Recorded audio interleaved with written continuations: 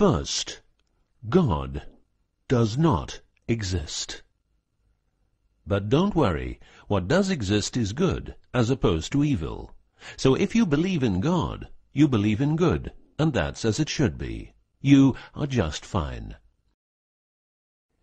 If you believe in evil, then you probably need a whack on the back of the neck with a big fucking stick.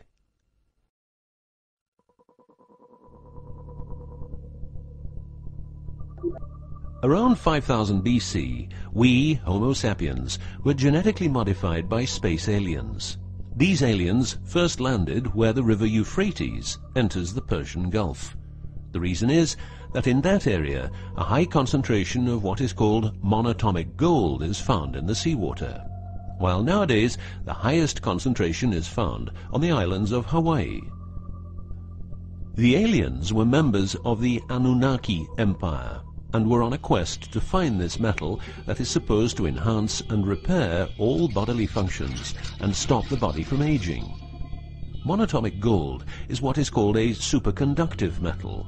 Superconductivity means that if you transport, for example, electricity through a line made of this material, you would not lose any energy as a result of heat dissipation.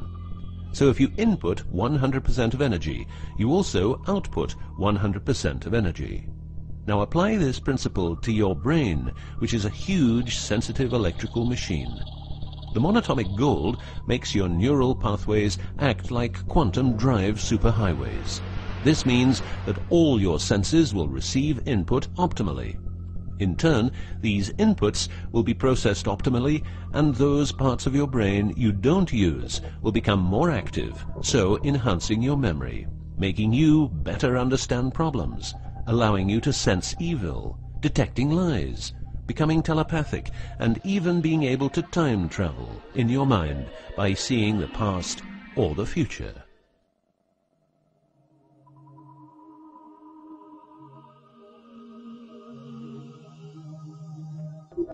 So the Anunnaki, which is the name of the empire which includes races like the Saurian, or as they are called the Reptoids, the Argarians, or Nordics, because of their human looks, and the Greys from Zeta Reticula, were looking for monatomic gold.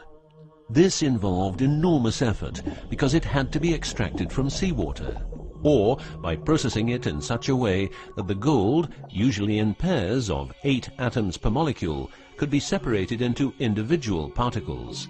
In this fashion, the monatomic elements were separated from the multi-atomic cousins. In a similar way, uranium-235 is produced. For the use as intelligent slaves, the Anunnaki took a man, let's call him Adamski, and took out a part of a rib. This is because the rib is a part of the human body that can be removed without causing too much damage, and because the rib contains bone marrow, it's a perfect source for DNA.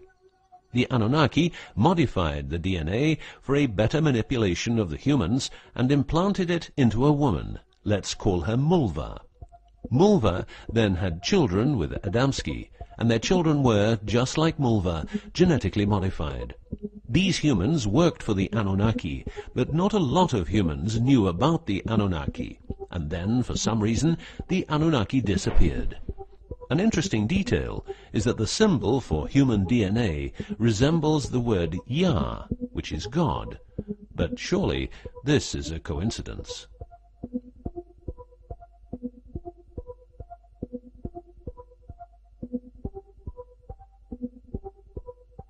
Now, some humans received part of the knowledge of the Anunnaki. The last known humans were the Jewish people who carried the Ark on their journey from Egypt to the Promised Land. Before them, the Ark was in the lands of the Sumerians, Babylonians, and Tibetans. This Ark, not the Ark of Noah, was known to have powers beyond human imagination. It could levitate and deliver the fire of stars, a dangerous firework-like display of power that occurred when the monatomic elements became unstable. To make them stable again, you needed to know certain secrets, and with those secrets you could preserve the Ark and thus its powers. The humans who were close to the secrets of the Ark had long and prosperous lives. The best known was Methuselah, who lived to the age of 950. Wherever the Ark is, the culture thrives, and over the centuries it moved from Jerusalem to Rome to London, and is now supposed to be in the United States of America. The Ark always moves west, and will always keep moving west. From the very beginning, the people who own the Ark have never given it away, and great care is given to preserve the bloodline's purity of the holders of the Ark. Renowned conspiracy theorist David Icke studied the bloodline of George W. Bush. This he traced back all the way to the Sumerians, a people who lived in the southeastern part of what is now known as Iraq, where the river Euphrates meets the Persian Gulf.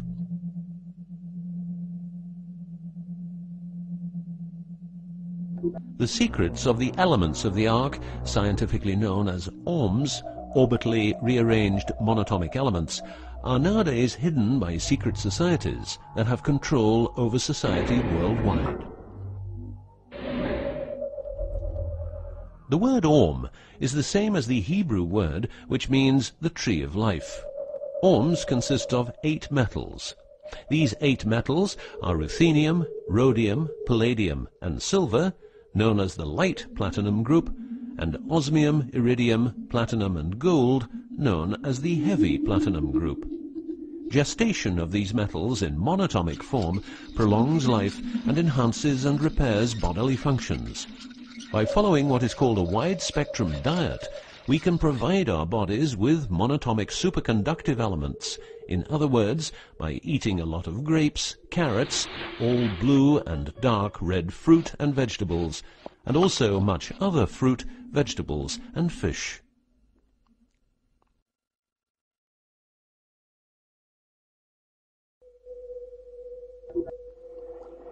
There are countless fragments of footage shot by both Russian and American astronauts, which show the vast number of lights that seem to be attracted by releases of electromagnetic energies by both the Earth and man-made objects such as satellites. In Building 8 of the Johnson Space Center in Texas, the USA, high-resolution pictures taken by satellites are photoshopped each day to remove proof of aliens. In the film The Secret NASA Transmissions, the footage, it becomes clear that astronauts have grown accustomed to these strange anomalies, and that even in 2000, an unprecedented cooperation between NASA, the Russian Space Agency, and a committee of UFO experts was formed to share knowledge on this subject. To better understand this whole story, a few revelations are in place. Everything vibrates because atoms vibrate, and that is because the subatomic particles are in harmonic resonance, a fancy word for vibration and keeping themselves in equilibrium. Gravity is vibration generated by the presence of mass, and it can be neutralized by altering the harmonic resonance of the gravitational field. In other words, if you generate vibrations, you can alter gravity, and with superconductive materials, the amount of energy needed for generating the vibrations is greatly reduced. A practical example of reducing one vibration with other vibrations is the use of anti-sound. If you instantaneously produce the exact opposite waveform that comes towards you in the form of sound, the sound will cease to exist. This is called destructive interference. One of the forms of creating anti-gravity is called auditive levitation, a method used by Tibetan monks to elevate rocks over 250 meters high and 250 meters distance. By arranging drums and trumpets extremely precisely, together with some 100 men chanting, all arranged in a precise manner, the monks, after about 5 minutes, could levitate a rock weighing a ton and place it exactly where they wanted it. Theorists around the world theorized that huge monuments like those of the Egyptians and Mayan people were built this way. Other examples of anti-gravity we find in the vast amount of UFO sightings. These UFO sightings are actually experiments run by governments in their search for anti-gravity propulsion. So, if the technique is known, why don't we all transport using anti-gravity propulsion? For each year of technological advance, the military advances 44 years. All science is merely a means to an end. The means is knowledge. The end is control. Who will be the beneficiary? What do they want? What they want is control. The establishment of a global economy which is totally predictable and can be manipulated in every sense. Ein Volk, ein Reich, ein Führer. What I am saying is that the vast majority of people is being controlled by the established upper class. I know this is like the plot of a bad movie, but stay with me for a minute. Anti-gravity exists. The ability for everyone to be a genius exists. Aliens exist, and much more efficient ways of producing energy exist. For example, the mighty engine, which produces the same amount of energy as a normal engine, but only using 5% of the fuel a normal engine uses. Or the PAP engine, which, without fuel, only driven by the power of zero-point energy and a small amount of noble gases, can deliver 500 horsepower for a period of 10 years. Or the Maternita machine of the Maternita commune, which has delivered 3 to 4 kilowatts out of thin air for the last 20 years. What would be the consequences for the upper class if they lose their monopolistic knowledge? What would happen to them if people would know about the secrets they're holding for us? If I don't need any more gasoline, what would happen? If I don't need any more electricity or gas, what would happen? If I don't need any more medicines from the pharmaceutical industry, what would happen? In order to ensure their powers, the upper class, some call them the Illuminati, handles a strict agenda. The agenda has the aim to prepare the world for world domination, beginning in the US and Europe. According to conspiracy theorists around the world, this is what they are doing as preparation.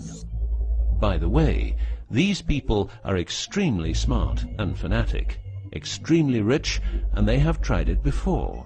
Then they were called the Nazis.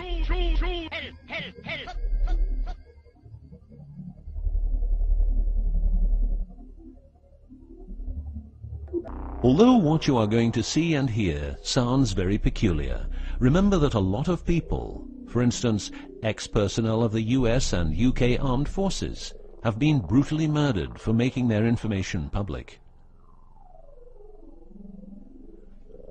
Let's begin with 9/11, but first a little history.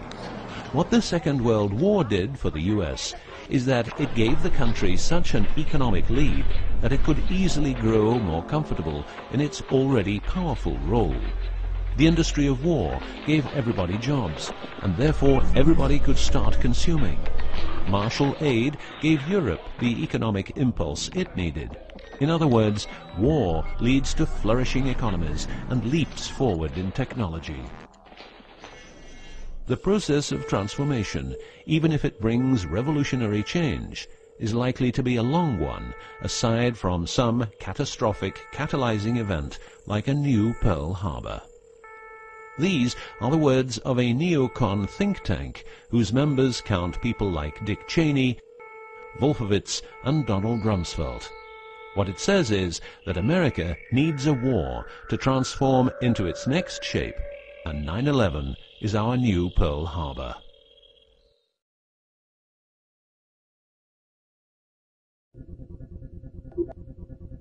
In the manipulation of people, one of the strongest weapons is to make people believe someone else did it. What I'm trying to say is that the US government is trying to make the people believe Osama did it. But did Osama do it? Did you know that 6 weeks before the WTC towers collapsed, the owner had a new insurance policy made up, ensuring that the owner, if the towers would collapse due to a terrorist attack, would receive the amount of $3.5 billion. The owner, because 2 towers went down, tried to claim 2 times $3.5 billion, but only received 2.2. What happened to building number 7?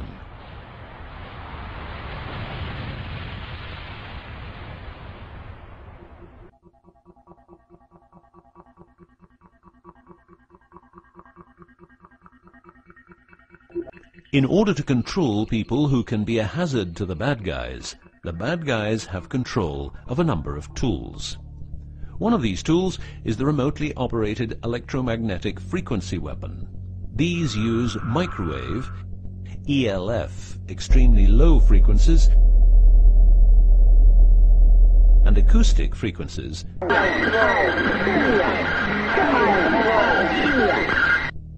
to covertly attack and harass innocent citizens.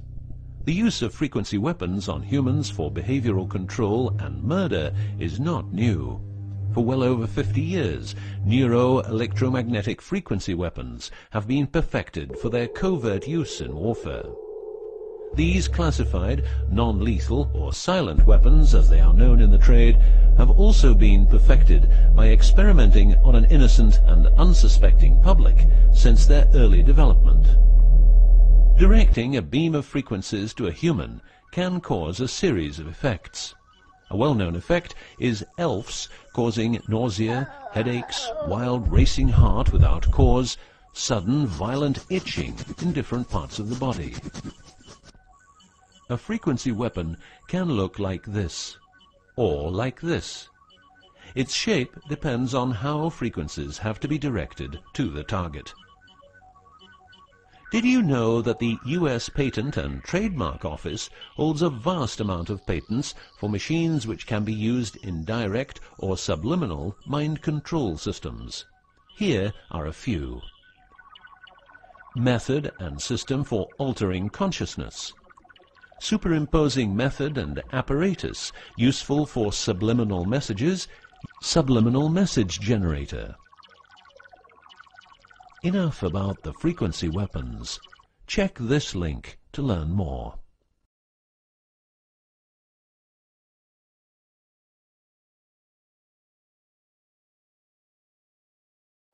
You will realize that to control people, you have to know what they are communicating.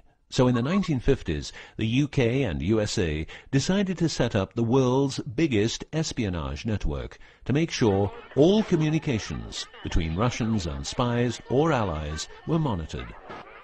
This system has continuously been updated since the day it became operational. The system's name is Echelon and consists of a vast network of listening posts, extremely advanced computers, an enormous number of people, dishes, and taps. Echelon's computers capture every communication via Internet, GSM, UMTS, landlines, TV and radio broadcasts, satellite communications, private, military, and diplomatic, and listens to every word. The computers work with a list of keywords, and when a message contains one or more keywords, the message is directed to a specialist who examines the message. If it is suspicious, further action may be taken. Echelon centers are around the world, but here are the best-known locations. Menwith Hill, North Yorkshire, England. HARP, Remote Mind Control Computer Center, Alaska. Pine Gap, near Alice Springs, Northern Territory, Australia. Pine Gap has a complex of radomes, a huge computer room, and about 20 support buildings. The signals analysis section of the computer room is staffed exclusively by CIA and NSA analysts. Within the USA, Australia and the UK, the NSA can plug into every telephone call and message entering, leaving or transiting the country. The NSA is also constructing a network of towers up to 500 feet high, each tower at a distance of 200 miles from each other and stretching from the east to the west of the US. The network is called GWEN, Ground Wave Emergency Network. This network transmits very low frequencies combined with ultra-high frequencies and is used in case the communication systems in the US are rendered useless because of a nuclear attack. Coincidentally, the frequencies of GWEN coincide with the frequencies being used by frequency weapons. Also coincidental is the fact that mobile telephone systems like GSM and UMTS also operate in the same frequency areas as some frequency weapons.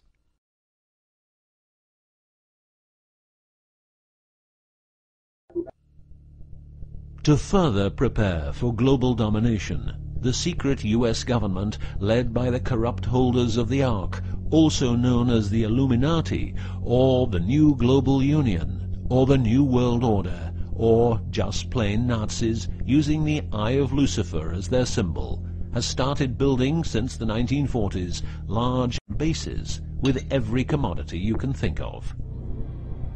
These bases are basically large cities underground, connected by high-speed magneto-leviton trains that have speeds up to Mach 2. According to Phil Schneider, the black budget is a secret budget that garners 25% of the gross national product of the United States. The black budget currently consumes trillions of dollars per year. Presently, there are over 129 deep underground military bases, or DUMBs, in the United States. These underground bases were built using nuclear-powered laser drills that can drill 7 miles per day. Also, dedicated nuclear explosions were held to create large underground spaces. A lot of contractors work in these places, but never more than 3 to 4 weeks. Always under strict supervision, and before entering a site, they are warned that if they talk about what they see, it will cost them their lives.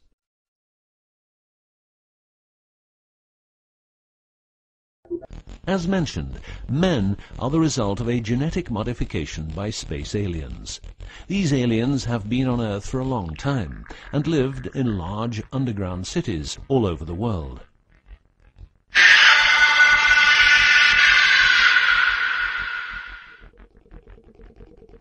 Collaboration with modern governments began as early as 1933 with the Bavarian Illuminati and Thule secret societies, and this collaboration was brought into America via the CIA, which was established with the help of American Nazi agents as well as European Nazis who were brought into America through Project Paperclip and other operations.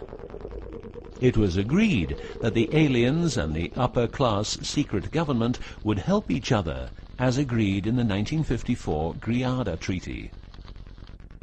By 1979, the aliens didn't respect the treaty at all, and it was in this year when, at Dulce Air Force Base, a huge underground base was being built, and during excavation, an underground alien city was discovered. There are several species of aliens working with the U.S. at the Underground 7 level facility at the Alien U.S. Government Biogenetic Research Base in Dulce, New Mexico.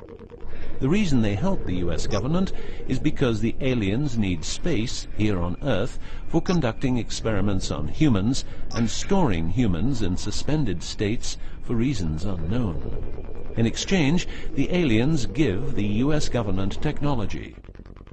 Examples of these technologies are stealth aircraft, anti-gravity propulsion, genetic research, quantum technologies, computer technology, biological warfare, medicine, GSM, etc.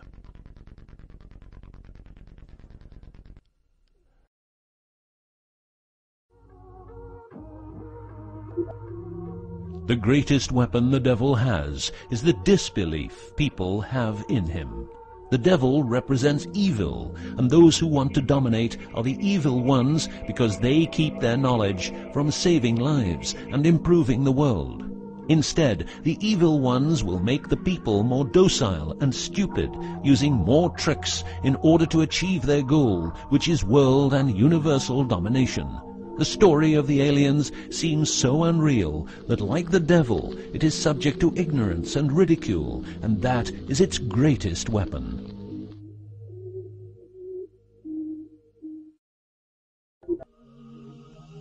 In the past and present, the evil ones have tried a number of methods and products to manipulate people. AIDS, invented by a laboratory in Chicago, Illinois in 1972. It was a biological weapon to be used against the people of the United States. Second, the US government has a Tesla device to generate earthquakes. NASA only landed on the moon once. Almost 90% of drugs trafficking is organized by the biggest secret services in the world, like CIA, NSA, MI5, MI6, and so on. Since the US is in Afghanistan, poppy production has reached an all-time high, and never has there been so much heroin on the market. People who don't need drugs needn't worry. Their needs are covered by the pharmaceutical industry. The global warming story is a hoax. The Earth is warming up, but not as a result of CO2 produced by man, but because the cycle of the Earth is just like it is. Remember that 10,000 years ago, the whole northern part of the world was covered in ice. It's what we call an ice age.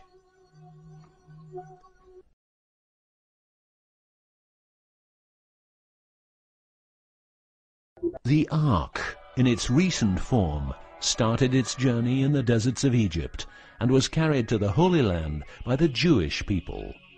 In Jerusalem, the Ark started its journey around the world heading west.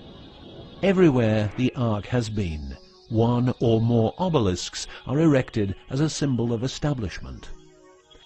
In the future, the Ark will travel to China, Russia, Iran, until it reaches Jerusalem again, which means the whole world will be under the influence of Lucifer's eye. That will be the moment the Anunnaki Empire will settle and rule Earth uncovertly. On many important sites in the world, buildings carrying symbols of Lucifer's return are common. The best-known example is the Pentagon, which suggests a pentagram referring to the Jewish symbolism and the symbolism of the Ark. Another example is the Israeli High Court. It's a building with dozens of satanic and secret symbols. Like the eye of Lucifer, an inverted cross you can walk on. Its numerical anomalies. It was built in exactly 750 days. Used exactly 250,000 stones, all hand-laid, and was funded by the Rothschilds, the founders of the central banks and the World Bank. These buildings celebrate the coming of and will serve as headquarters for the evil ones. From here, every communication will be monitored. The underground cities will then be used as detention camps, where the bodies of resistance people will be converted into soulless zombies.